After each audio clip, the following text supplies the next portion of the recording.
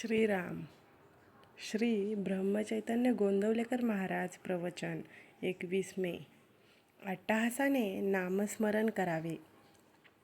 नामाइतके सूक्ष्म आणि स्थूल साधन नाही. एखादी गोष्ट अगदी कळकळीने सांगायची झाली म्हणजे अगदी बेंबीच्या देठापासून सांगतो असे आपण म्हणतो. त्याचप्रमाणे नामही बेंबीच्या देठापासून घ्यावे. कारण सर्व वासनांचा उगम तिथेच आहे. आपण नामाची वस्ती तिथे ठेवून दिली म्हणजे आपोआप वासनाक्षय होईल. उगीच वरवर नामस्मरण करू नये. ते अट्टहासाने आणि अंतःकरणापूर्वक घ्यावे. यातच खरे हित आहे. आता वासनाच मेली तर आम्ही विषय कसे भोगू याची नाही काळजी करू. भगवंताची सत्ता जाणली की त्याला सहज जाणता येते. जो जाणेल भगवंत त्याला म्हणावे संत.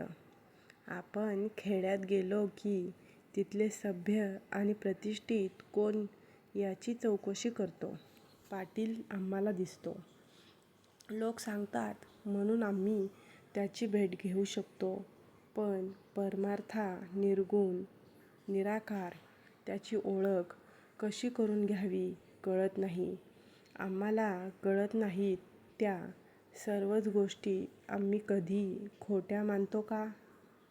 आपल्याला असणारी तळमळ ही भगवंताची म्हणजे पूर्णत्वाची तळमळ आहे.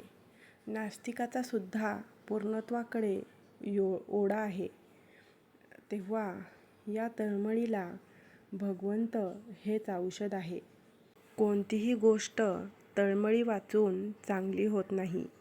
प्रत्येक जीवाला तळमळ आहे खरी, पण ती कशासाठी हवी ते चुकले. ती तळमळ विषयाकडे गेल्याने जीवाला खरे समाधान मिळत नाही. आपला जन्म वासनेत होतो म्हणून वासनातृप्तीची तळमळ स्वाभाविक लागते. तिकडून काढून ती भगवंताकडे लावणे यात माणसाची खरी कर्तबगारी आहे. काय केले तर मी भगवंताचा होईन अशी तळमळ लागावी.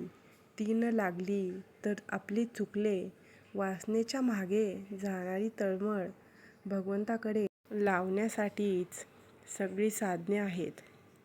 तळमळ निर्माण झाली की भगवंत हात देतो.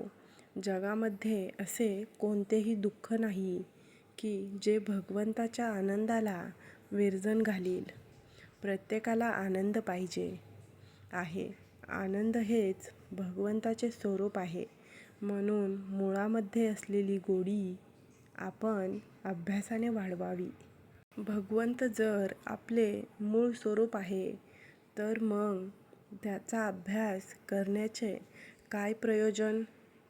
तर त्याचे कारण हेच की आपल्याला भगवंताची विस्मृती झाली आहे. भगवंत हा प्रेममूर्ती आहे. म्हणून मंदिरात इकडे तिकडे प्रेम भरून टाकावे. दुसरा काय करतो हे न पाहता आपण काय करायला पाहिजे याचा अगोदर विचार करावा. बोधवाक्य.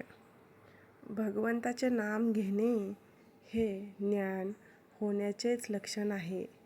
भगवंताकडे लक्ष लागले की आत्मज्ञान आपोआप होते.